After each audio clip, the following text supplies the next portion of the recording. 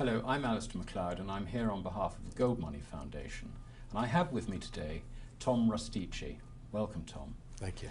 Tom is Freedom Professor of Economics at the Fund for American Studies, located at Georgetown University. And he's also Professor of Economics at George Mason University. And I understand, Tom, that you have taken some 35,000 students through your course, which is an enormous number. Oh, yes. I don't know how you have time to fit that number in. Yeah. The other thing I particularly like about Tom is he's a rare example of an economist who actually had a real life before he became a professor of economics. He was in business. So he has the practical experience of microeconomics, about which he has also written, as well as an understanding of the macro. Welcome to this interview, Tom. Thank you, Alasdair. There's an awful lot going on in the world at the moment to do with money. Things seem to be collapsing around us sometimes. And at the moment the focus is on Europe. Is that something that you're following closely? Yes, yes. Europe is of great concern to me because what Europe is telegraphing to America, we are going to be down that road in just a few years. We can see our future when we look at Greece. Yes, and I mean, one of the things that strikes me, and I'd be interested in your view on this, is that the difference perhaps between the euro and the dollar is that the ECB doesn't print euros to pay for government deficits. And that creates great difficulties for the governments in the Eurozone. We don't seem to have that problem either in the UK or in America. Is that how you see the difference between the two? Well, I think you're going to see pressure for them to do this, to accommodate in some way. I mean, all of the movement to have Eurozone bonds, this is just another step in that direction to try to bail out these countries. England was smart not to join. It was a very smart thing to do. You know, this idea of monopolization of money and centralization of money, while it has the short run allure of stability, it actually creates long run instability. Monopoly is usually not good in much of anything, certainly with money. There will be pressures in the European zone for countries to get out, or they will have to ratchet it up one more step. Yeah. And either way, it either collapses or they will go down the road of inflation. There's just no other way out of this. It's interesting, and it seems to me there are two separate problems which are perhaps being conflated together. The one is that the individual countries have got these great deficits which they are very reluctant to deal with. And the ECB, along with the national central banks, has responsibility for keeping the banking system going. Right. And we're now in the situation where if the ECB drops the ball in the banking system, then the ATMs stop working and everything stops. Right. So it's a question, I suppose, of priorities for the ECB. Can they really deal with both, which they're being asked to do? It's a great question because the argument is that if these countries began this default process, lots of banks are tied together. And of course, the contagion problem is going to be real. That's part of this issue. And so to salvage that from kind of collapsing, when Greece defaults, it affects France and German banks, and there are ties to French and German banks through the whole system. And so there are these two different problems. And at some point, both of them have to be dealt with. And the priority, I would think, would have to be that these individual nation states have to get their government budgets under control. They have to reduce their government spending. The reality is they won't. Yes. They won't. And they will end up in crisis and in chaos, and they will still have contagion, no matter how much they try to stop it. And the entire Eurozone is going to go down. Yeah. I'm very pessimistic on it in the end. It's, if you would have asked me 15 years ago or 10 years ago, I would have said, well, it might hold out 30, 40 years. Yes. But I don't think they're going to make it. No. No, it is a huge problem. And I suppose also that the very socialist administrations are hanging on to the thought that so long as they can keep their spending going, then their economies won't collapse. Now, that's very much a Keynesian thought. Do you see any mileage going down that road? I think that's what they're going to try and do, but Keynes was wrong. about just about everything in his assessment of macro theory. Spending is not what drives an economy, it's production. No. And of course he has it backwards. And you can't consume what does not exist. No, no. It's not there. And the problem is that Europe has a very stagnant productivity, and of course with all of their vast welfare state policies, labor rigidities, and so forth, they have subsidized and encouraged the slowdown of productivity. Yeah. And so what ends up happening is they can spend, but it's a question of on what. Yes. Eventually you're led to the printing press. That's the that's their only answer, which again, you can't print that real wealth into existence. You have to produce it. So my guess is that's what they will do. They'll do appeasing short-run interest groups. They'll put pressure to somehow try to monetize this. And it's a poisonous mix. It is an extraordinarily poisonous mix, and it has a seductive lure to people who think all we have to do is go into more debt and print more money to cover that debt. Yes, and you see people like President Sarkozy fighting very hard to try and keep the spending up, because apart from anything else, he's got an election That's right. coming up, and that concentrates politicians' minds more wonderfully than anything, perhaps. If, let's say, we wave a magic wand and we assume that somehow the ECB manages to get the Eurozone members to deal with their budgets, and the ECB can then concentrate just on rescuing the banks. Presumably, even in those circumstances, there is going to be a problem, because if they achieve that, then the euro itself will be a strong currency against the dollar. But as we all know, the world is on a dollar standard. That's right. And then, of course, all the exporters in Europe will be screaming about the currency relationship. Right. So the whole thing, I suppose, at the end of the day, once the sideshow in Europe is over, comes back to the dollar. And here we've got enormous budget deficits, which, and at the moment there seems to be the possibility that the US economy is sliding, which means that the estimates of budget deficits are going to have to rise, and so on and so forth. So there's a bit of a debt trap, isn't there, Tom? You know, it's kind of like the Great Depression. You know, the Great Depression had a worldwide contagion of banking collapses. And what was different in the Great Depression, of course, was that there was a deflation, a generalized deflation. My guess is there will be a collapse, but it won't be a deflationary collapse. It's going to come from the opposite end of the game, where they try to monetize through these real structural problems. And the problem is monetary policy can't accomplish these things. And so you're exactly right. All roads in current economic policy in America and throughout the Eurozone lead to one thing, and that's printing more money. Printing more money, yes. Printing more money, and that's not a solution.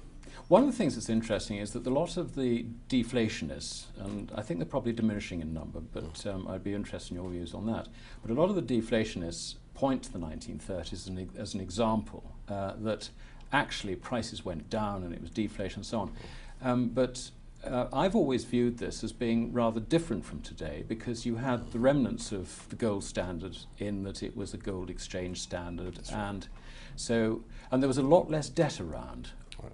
So you had, I suppose what Keynes would say, that the vanishing of the animal spirits in spades. But without the debt around, prices were actually able to go down. But that's very different now, isn't it? Because there's such a divorce from the values of paper currency and the values of real money in the form of gold or silver, that the situation is rather different. Is that how you would see it? There's a lot more leverage out there today than there was then. The problem you have right now is that while in the 30s you did have a deflationary monetary implosion from the collapse of the money multiplier because of the bank runs. And the bank runs weren't just in America, they were worldwide. And the reason for those banks failing at that time, of course, I've argued, is this Mulally tariff that just sabotaged the whole world trading system, which then brought down the banking system, which then tells us the fundamental problem is central banking in America as well as in Europe.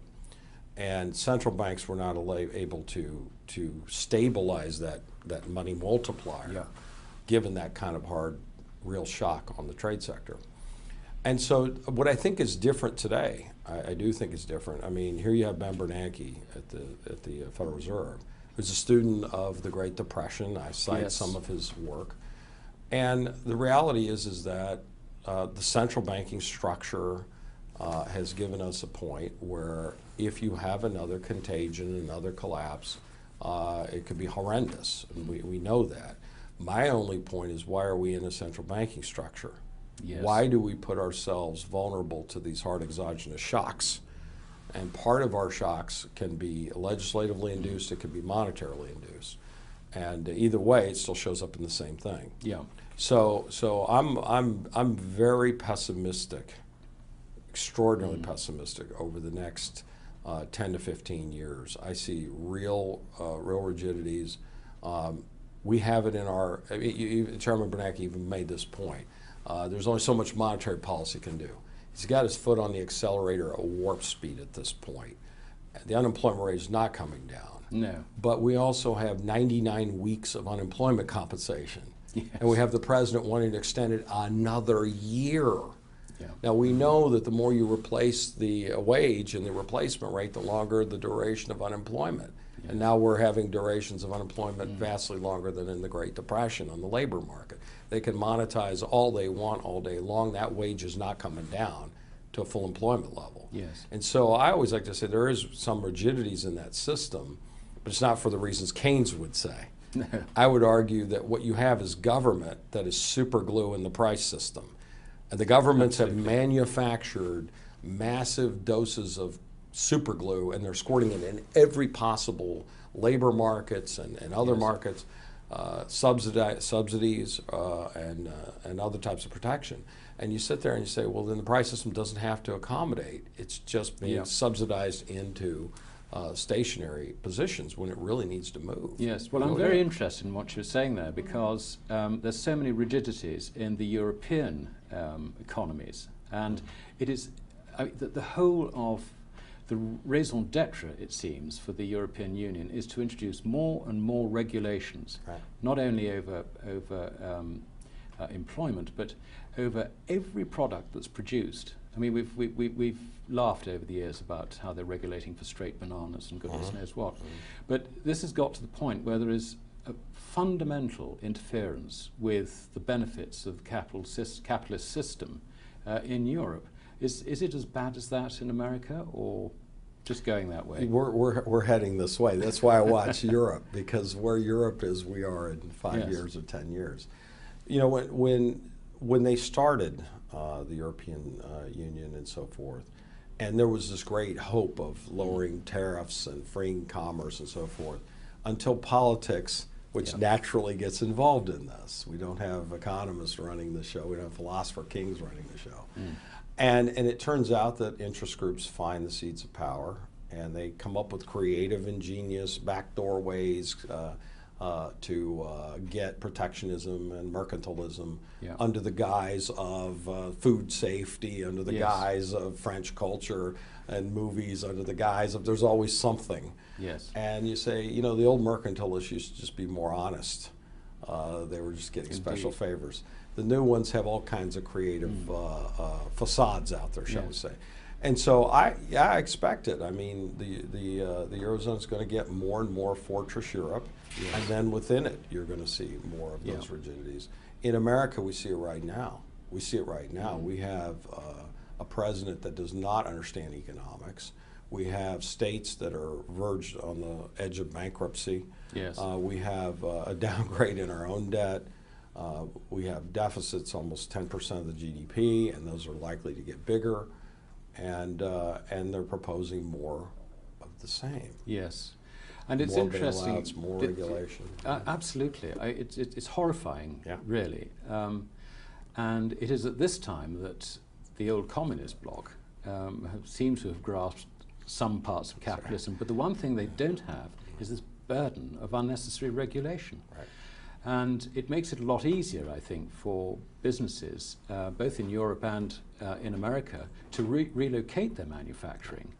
to those areas where some of the means of production, whether it's particularly labour, and the time taken to build a factory and get it up and running is a lot shorter.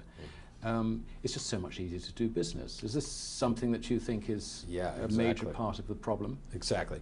In America, the cost to comply with federal regulations in the United States, in fact, I gave this lecture yesterday in one of my classes, $1.8 trillion. Really? $1.8 trillion compliance cost with federal regulations. Now, this does not include state regulations, city regulations, county regulations, all of the 50 states with their own mandates and rules and so forth.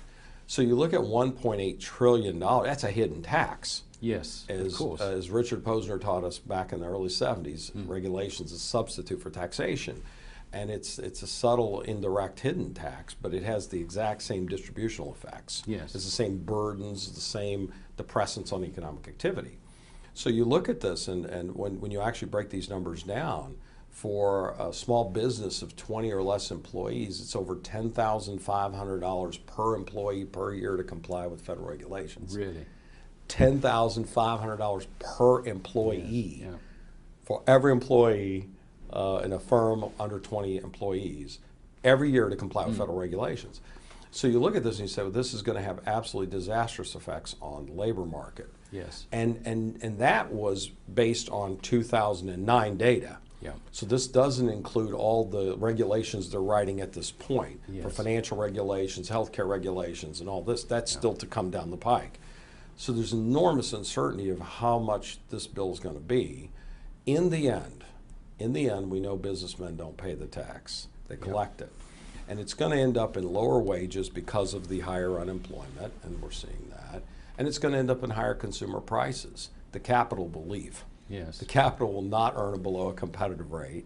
It will leave, but the workers will stay unemployed. And then they will draw 99 weeks of unemployment compensation, of which then adds to our deficits, and we continue down this road. So I look at this, and I just, I tell people, $1.8 trillion in compliance costs. That is $6,000 for every man, woman, and child in the country. It's $24,000 tax per family of four. My goodness. That is huge. That is huge. Absolutely huge. And of course, having been a businessman before, you know as much as anyone that employing someone is actually quite a decision. Without all this. That's right. The idea that businessmen hire and fire, I don't think it's true at all.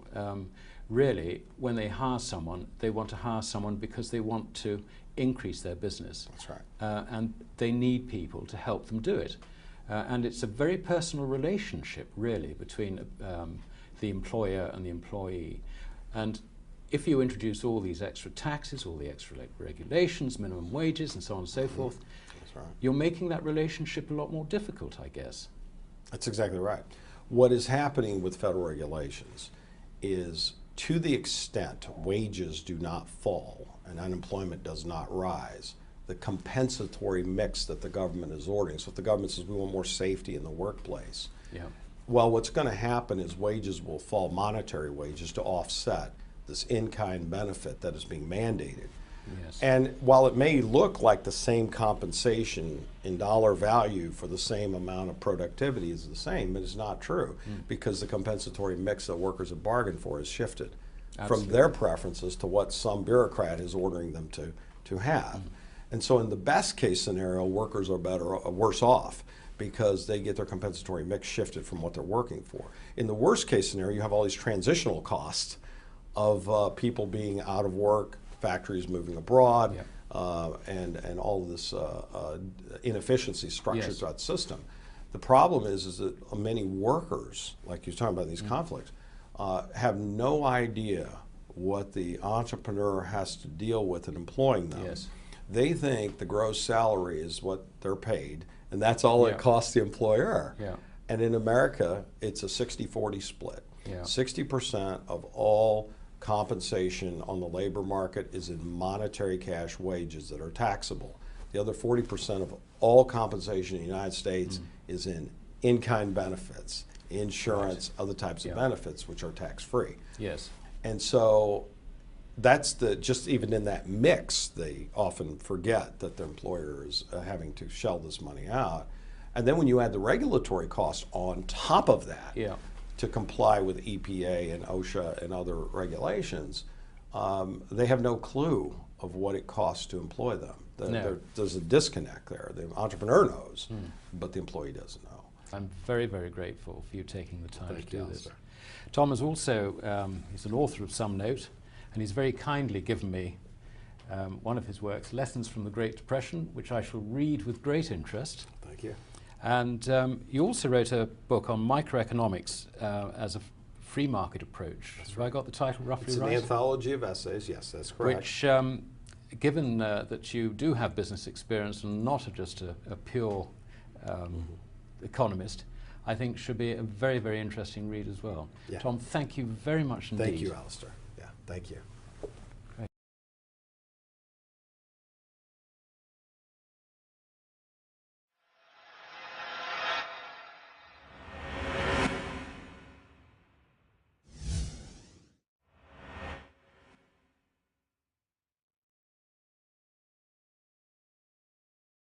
Hello, I'm Alasdair Macleod, and I'm here on behalf of the GoldMoney Foundation. And I have with me today Tom Rustici. Welcome, Tom. Thank you. Tom is Freedom Professor of Economics at the Fund for American Studies, located at Georgetown University. And he's also Professor of Economics at George Mason University. And I understand, Tom, that you have taken some 35,000 students through your course, which is an enormous number. Yes. I don't know how you have time to fit that number in. Yeah. The other thing I particularly like about Tom is he's a rare example of an economist who actually had a real life before he became a professor of economics. He was in business. So he has the practical experience of microeconomics, about which he has also written, as well as an understanding of the macro. Welcome to this interview, Tom. Thank you, Alasdair. There's an awful lot going on in the world at the moment to do with money. There's, things seem to be collapsing around us sometimes. And at the moment the focus is on Europe. Is that something that you're following closely? Yes, yes. Europe is of great concern to me because what Europe is telegraphing to America, we are going to be down that road in just a few years. We can see our future when we look at Greece. Yes, and I mean, one of the things that strikes me, and I'd be interested in your view on this, is that the difference perhaps between the euro and the dollar is that the ECB doesn't print euros to pay for government deficits. And that creates huge, great difficulties for the governments in the Eurozone. We don't seem to have that problem either in the UK or in America. Is that how you see the difference between the two? Well, I think you're going to see pressure for them to do this, to accommodate in some way. I mean, all of the movement to have Eurozone bonds, this is just another step in that direction to try to bail out these countries. England was smart not to join. It was a very smart thing to do. You know, this idea of monopolization of money and centralization of money, while it has the short run allure of stability, it actually creates long run instability. Monopoly is usually not good in much of anything, certainly with money.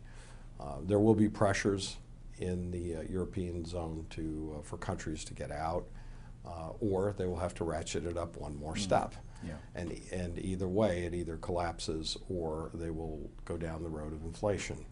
There's just no other way out of this.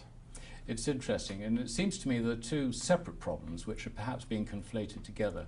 The one is that the individual countries have got these huge, great deficits which they are very reluctant to deal with. And the ECB, along with the national central banks, has